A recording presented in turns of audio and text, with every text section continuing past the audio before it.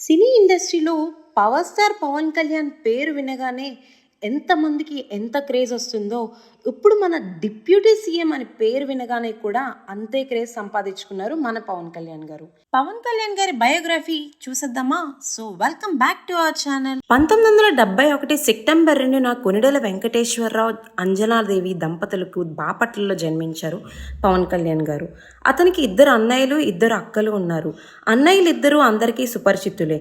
నాన్నగారు పోలీస్ శాఖలో పనిచేస్తుండడంతో ఎప్పుడూ ట్రాన్స్ఫర్స్ అవుతుండేవి. ఇంటర్ విఆర్ కాలేజ్ నెల్లూరులో చదువుకున్నారు. కంప్యూటర్ డిప్లొమా కోర్స్ పూర్తి చేశారు పవన్ కళ్యాణ్ గారు. కరాటీలో అనుభవం ఉంది మన పవన్ కళ్యాణ్ గారికి. బ్లాక్ బెల్ట్ని కూడా సాధించుకున్నారు. వాళ్ళ అన్నయ్య వదిని గారి సలహాతో సినిమా ప్రవేశం చేద్దాం అనుకున్నారు.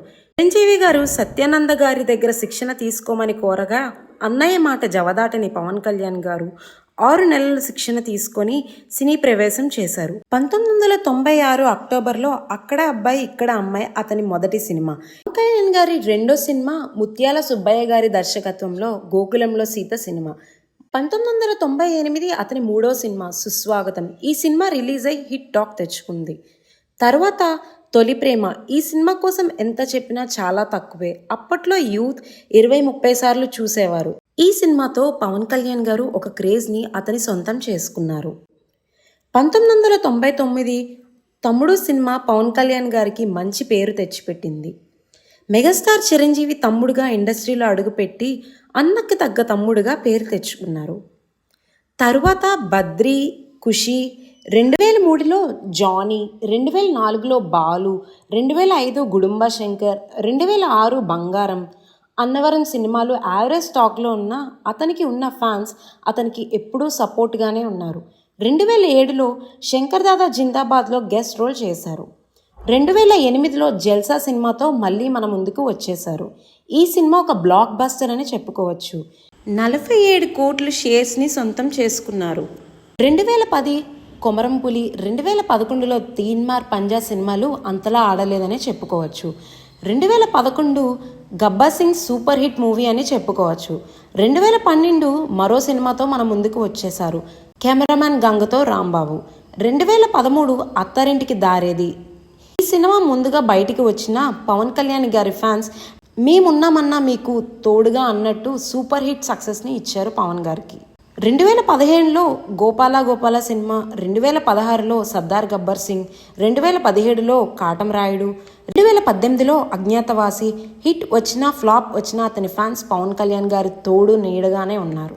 అతని పర్సనల్ లైఫ్కి వస్తే గోకులంలో సీత సినిమా షూటింగ్ టైంలో వైజాగ్కు చెందిన నందిని అనే అమ్మాయిని మొదటి వివాహం చేసుకున్నారు. కానీ అతని మొదటి వివాహం ఎక్కువ రోజులు లేదు. సంవత్సరంలోనే ఆమె పుట్టింటికి వెళ్ళిపోయారు. విశాఖపట్నం ఫ్యామిలీ కోర్టులో విడాకులు తీసుకున్నారు. 10 ఏళ్ల తర్వాత రేణు దేశాయిని ప్రేమించి పెళ్లి చేసుకున్నారు. 2009 జనవరి 28న వివాహం చేసుకున్నారు రేణు దేశాయి గారిని. వీళ్ళిద్దరికీ ఒక బాబు ఒక పాప పుట్టారు. తర్వాత కొన్ని మనస్పర్ధలు వచ్చి ఇద్దరు విడిపోయారు. 2013 సెప్టెంబర్ 30న అన్నా లెజ్నివోని పెళ్లి చేసుకున్నారు. వీళ్ళిద్దరికీ ఒక బాబు. పవన్ కళ్యాణ్ గారి రాజకీయ పోరాటం కూడా తెలుసుకుందాం. 2014 మార్చి 14న జనసేన అనే పార్టీతో ముందుకు వచ్చారు.